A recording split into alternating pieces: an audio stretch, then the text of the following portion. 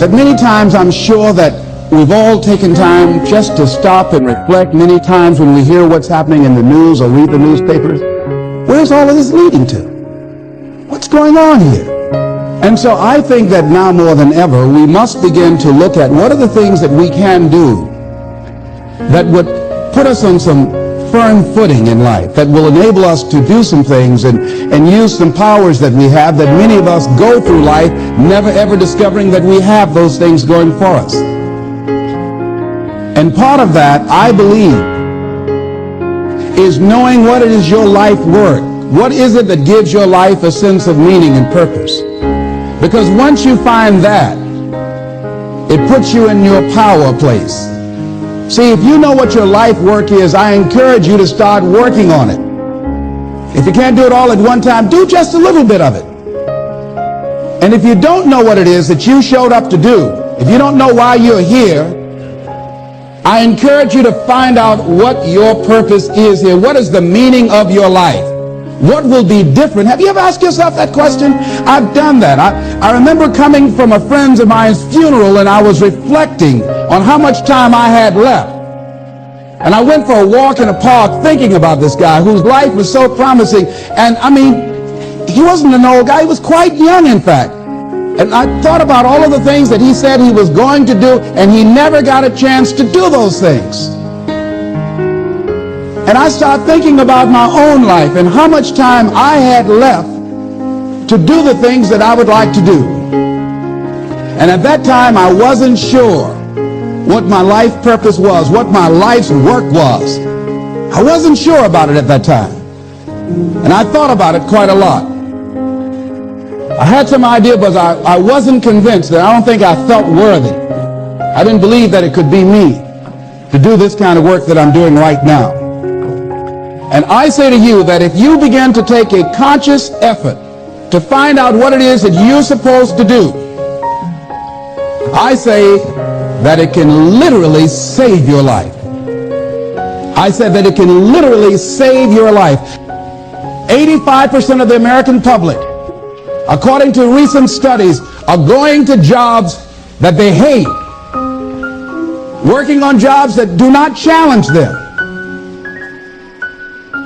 They get sick thinking about going.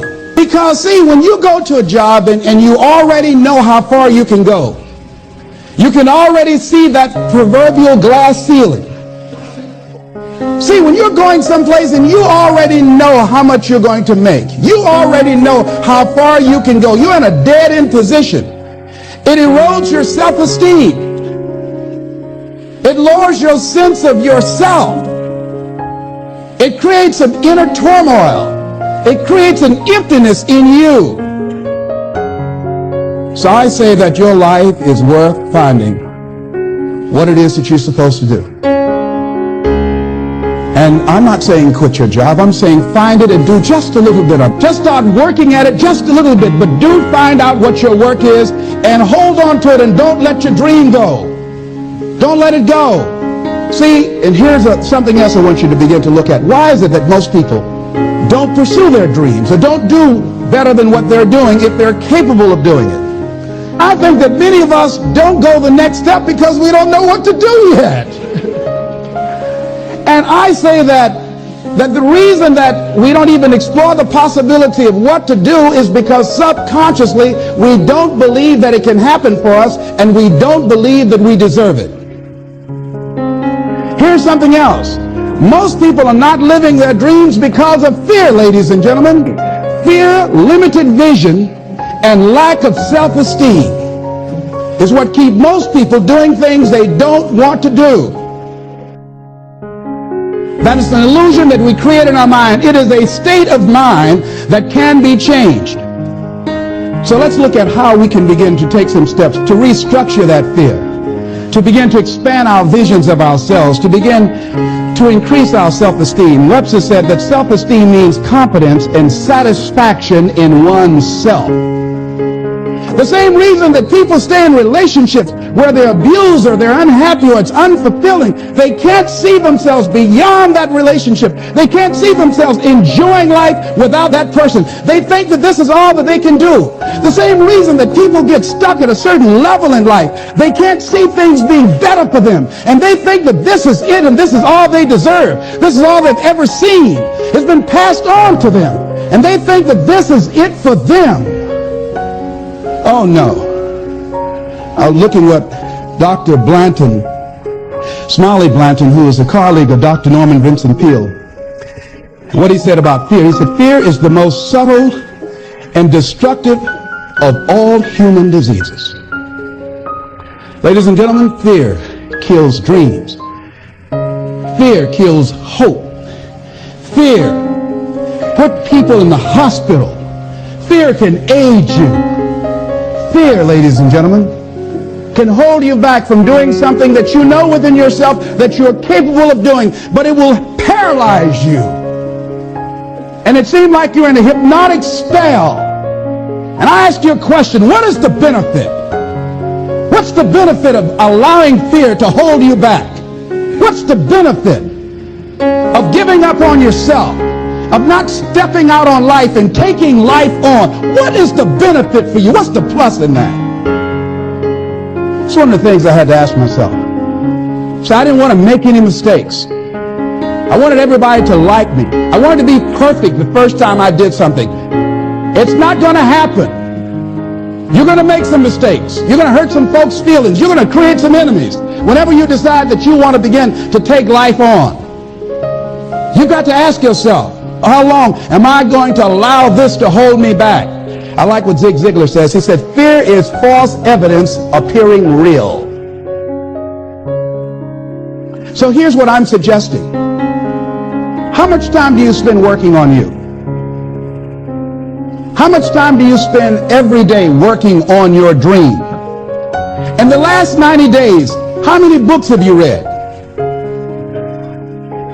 In the last year, what new skill or knowledge have you acquired? What kind of investment have you made in you? Look at your life right now. Whatever you've done up to this point in time, your life is working. Whatever you have produced, it came out of you as a result of the kind of person that you have become. It's a result of your choices. It's a result of your consciousness. Now you have to ask yourself, are you satisfied with what you have produced? Is this what you want? Would you like for things to be better than this? Do you believe that you deserve better than this? Or are you content? This is it. You don't have to do anything else. That you already resign yourself in life and say, well, I'm happy. I'm not starving like the people in Calcutta. So I'm saying that as you begin to look at where you want to go, if you want to make it today, and things are changing so fast you have to literally run to stand still, I'm saying that you've got to make some conscious effort to begin to work to develop you. Are you allowing yourself to get off the hook like that? Or do you believe somewhere in the back of your mind or in your heart that there's some other great work for you to do? There's something else that life has for you. And that's why you're here. How do we handle this fear factor? How do we increase our self-esteem? You have to begin to fortify yourself. How do we do that?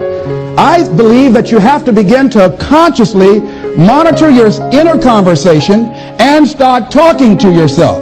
Start building yourself up. Sometimes the only good things you will hear about you are the things that you say to you. So I'm saying learn to be your own booster. Start building yourself up. Start encouraging yourself. Start saying, I can do this. I can make this happen. When I started thinking about becoming a speaker, I said, yes, I can do this. I can make this happen. When I start trying to convince myself I can be a businessman after flopping and failing and losing thousands of dollars and feeling stupid and dumb and having people take advantage of me because of what I didn't know.